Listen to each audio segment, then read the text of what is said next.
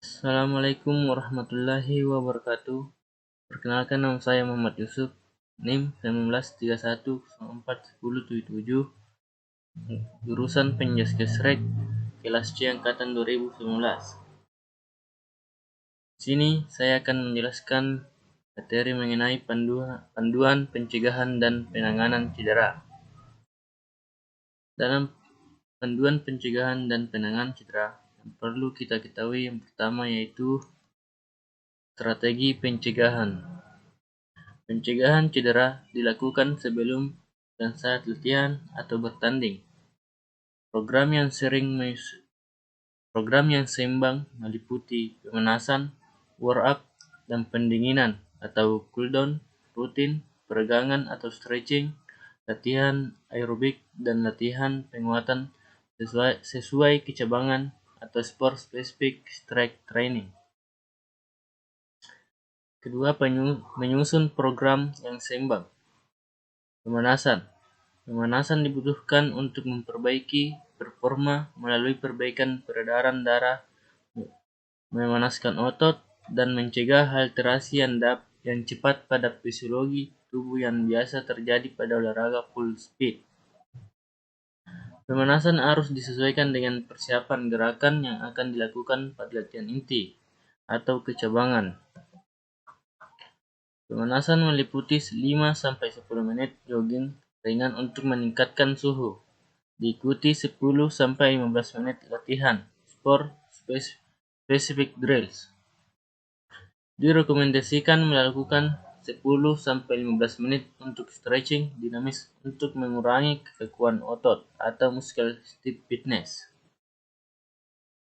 Pendinginan membantu mengeluarkan hasil pembuangan metabolisme atau asam laktat dari otot, meredakan nyeri otot atau muscle soreness, dan meredakan terjadinya pusing atau pingsan akibat penumpukan darah pena pada ekstremitas. Pendinginan dilakukan 2-10 menit jogging ringan, 5-10 menit stretching statis, atau ditahan 30-60 detik dengan ketegangan secara terus-menerus pada otot target. Stretching statis dapat mencegah muscle soreness, cedera, atau kerusakan pada jaringan penghubung. Latihan fleksibilitas. Fleksibilitas didapat dengan stretching yang meliputi semua kelompok otot sesuai kecabangan olahraga. Stretching setelah latihan lebih bermanfaat daripada stretching sebelum latihan untuk mencegah cedera, khususnya meredakan nyeri otot. Stretching dapat meredakan ketegangan otot, resistansi pada jaringan otot, dan berperan penting pada kesehatan persendian karena meningkatkan suhu jaringan, suplai darah, dan lubrikasi persendian serta memperbaiki performa otot agonis atau flexor. Proprioceptive neuromuscular facilitation atau PNF adalah teknik stretching yang dapat meningkatkan fleksibilitas dalam waktu yang singkat. Adapun latihan daya tahan. Secara umum, latihan daya tahan aerobik dilakukan 3-5 kali seminggu dengan intensitas sedang atau 60-85% DNM. Durasi per sesi latihan 30-60 menit. Ada dua latihan yang digunakan adalah steady duration long distance dan interval training. Long distance training digunakan untuk persiapan semua jenis otot dengan ciri sesi latihan yang panjang dengan intensitas ringan, sedang atau 80% DNM, berdurasi 30-2 jam.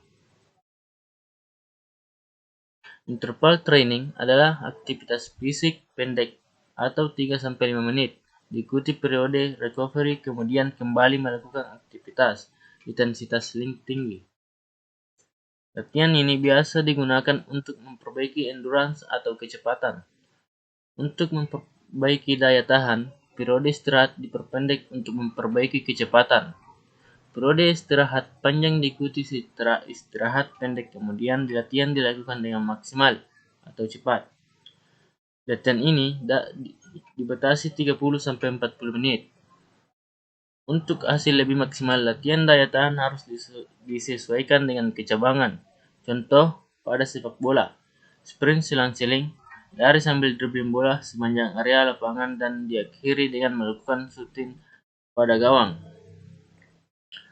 Adapun strike conditioning, latihan ini sangat diperlukan bagi atlet sebagai upaya pencegahan cedera, performa yang efektif dan efisien.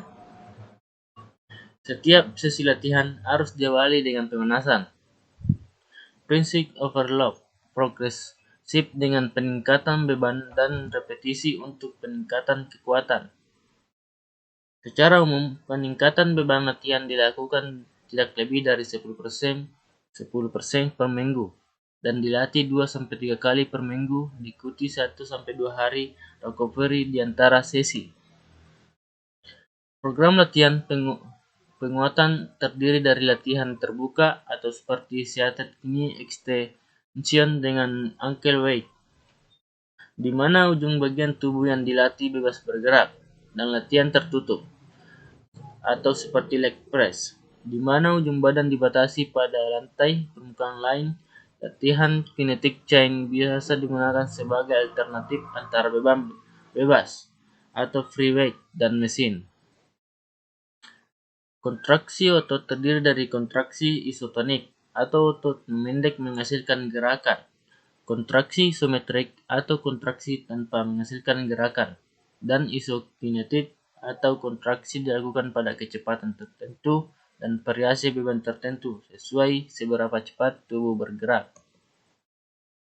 Program penguatan harus dilakukan dengan seimbang untuk membentuk keseimbangan otot atau selain pada otot agonis atau otot utama yang dilatih, otot antagonis atau otot penyeimbang harus pula dilatih. Misal, pada latihan biceps core, otot penyetabilnya adalah otot deltoid. Adapun cross training. Cross training adalah olahraga atau latihan yang di luar olahraga kecabangan. Latihan ini cocok dilakukan selama latihan maintenance, pada saat off season, atau selama istirahat dari latihan. Program latihan harus dilakukan pada periode terbatas pada istirahat total tidak lebih dari 2-3 minggu. Latihan ini biasa memberikan istirahat efektif, khususnya pada persendian saat perbaikan daya tahan keseluruhan. Adapun cara pemeriksaan secara periodik. Pertama, pemeriksaan periodik perlu dilakukan untuk mengetahui perkembangan kebugaran dan mengevaluasi efektivitas latihan. Penilaian dilakukan setiap 2-3 bulan. Kedua, pemeriksaan meliputi unit latihan atau kecepatan, daya tahan, kekuatan, beban, load, jarak set repetisi, dan intensitas atau max dan beban angkatan. Adapun teknik dan perlengkapan yang sesuai. Yang pertama, kesalahan biomekanik biasa disebabkan abnormalitas anatomis statis dan abnormalitas fungsional. Abnormalitas statik biasa diatasi dengan kompensasi alat seperti Osteonics. Perubahan fungsional diakibatkan dari kedua abnormalitas dan koreksi harus diatasi pada latihan. Abnormalitas fungsional biasanya lebih mudah berubah sehingga sering akibat cedera, teknik yang tidak sesuai, atau penggunaan perlengkapan yang tidak memadai. Dua masalah tersebut dapat diatasi dengan memperhatikan pada perlengkapan yang digunakan. Syaratnya adalah 1. Proper fit. Perlengkapan harus pas sesuai anatomi individu dan fungsinya. 2. Proteksi. Alat atau pelindung yang digunakan harus benar-benar aman dan melindungi. Adapun makanan yang bergizi, diet yang sesuai sangat penting untuk performa yang optimal. Untuk memperbaiki atau menjaga kesehatan atlet, harus mengikuti diet yang dibuat 15-20% protein, 30% lemak, dan 50-50% karbohidrat. Disesuaikan dengan kebutuhan individu atlet. Untuk pencegahan cedera, mengkonsumsi kalori yang cukup untuk diet antiinflamasi tidak hanya membantu mencegah cedera, tetapi juga mempercepat recovery pada saat cedera. Inflamasi itu menopang sendiri melalui pembuatan radikal bebas yang mana digenasi melalui jalur energi aerobik itu sendiri. Semakin banyak latihan, maka semakin banyak pula radikal yang bebas yang dihasilkan. Radikal bebas ini dapat merusak sel-sel otot dan memacu inflamasi berikutnya dan peroksidasi lemak. Adapun karbohidrat, massa otot tidak biasa didukung tanpa karbohidrat yang mencukupi. Karbohidrat memberikan energi utama pada tubuh saat berolahraga.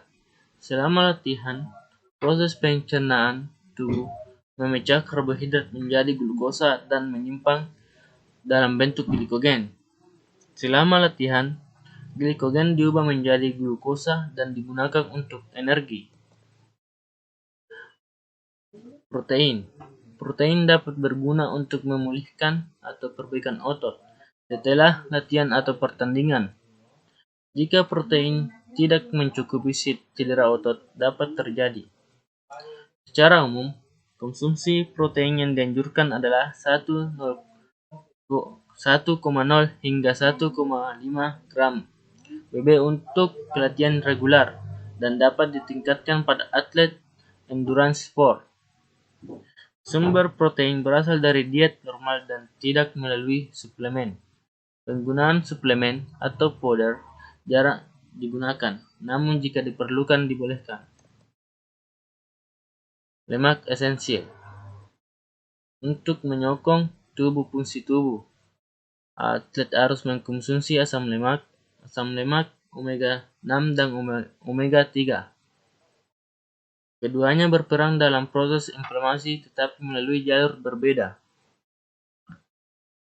Asam lemak omega 3 dikenal juga gamma linolenic acid atau GLA yang meningkatkan prostaglandin yang meredakan inflamasi. Asam lemak omega 9 oleic acid bersama asam lemak omega 3 juga dapat membantu meredakan inflamasi.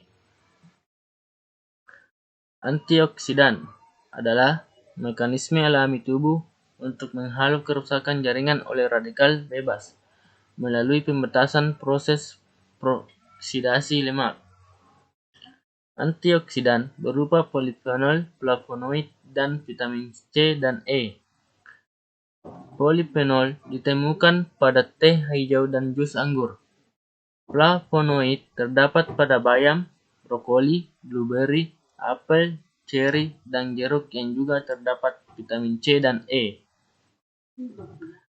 Adapun panduan penanganan awal.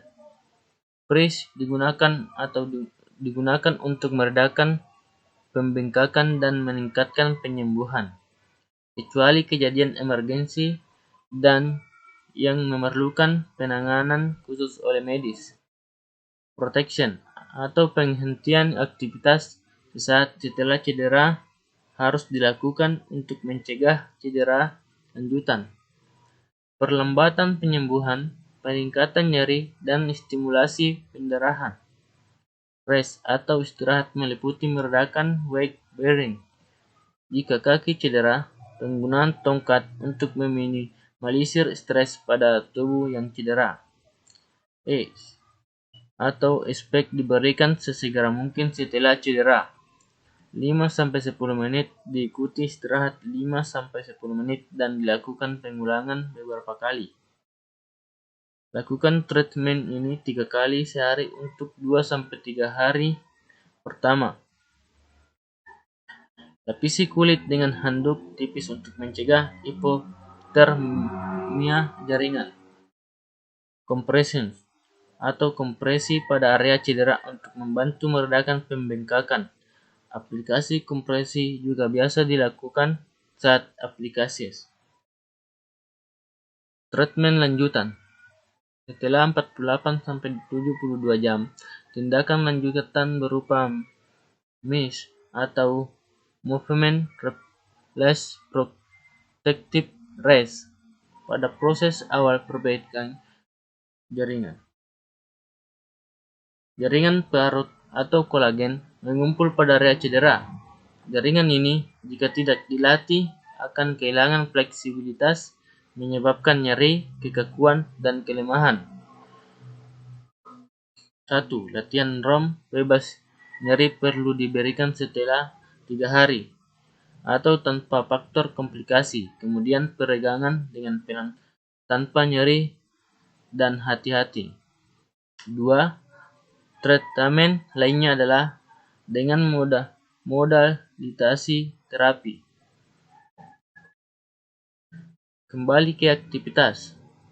Kembali ke aktivitas dilakukan setelah full ROM dan kekuatan telah kembali 80-90%. Pemberian latihan sesuai kecabangan harus dilakukan seperti melompat, logging, dan gangguan recovery yang kuat penting untuk mengembalikan performa ke depannya. Adapun jenis cedera dan cara pemeriksaan. Pertama, cedera tulang. Fraktur ringan atau tidak ada yang berpindah. Fraktur terpisah atau displaced comminuted atau termasuk fragmentasi splintering tulang atau fraktur tubrukan. Fraktur ganda atau compound. Fraktur dislokasi, fraktur epifisial, avulsion fraktur. Adapun cedera berdasarkan lokasi tubuh. Cedera kepala dan leher adalah subdural hematoma akibat darah menekan otak. Kondisi ini harus dilakukan dengan perawatan profesional. Cedera ekstremitas atau cedera bahu meliputi rotator cuff, robeknya labrum, lepasnya pada otot bagian biceps, dan sebagainya. Cedera batang tubuh dan punggung atau cedera abdominal akibat tubrukan kecepatan tinggi seperti olahraga sepeda dan terkena stang sepeda. Cedera ekstremitas bawah atau cedera pinggul meliputi cedera trochanter, bursitis, dan iliopsoas, tendinitis, fraktur koksegel. Adapun cara pemeriksaan cedera. Saat pemeriksaan cedera, perlu menggunakan penglihatan dan pendengaran dan perabaan yang sama dan membutuhkan pengetahuan yang mumpuni.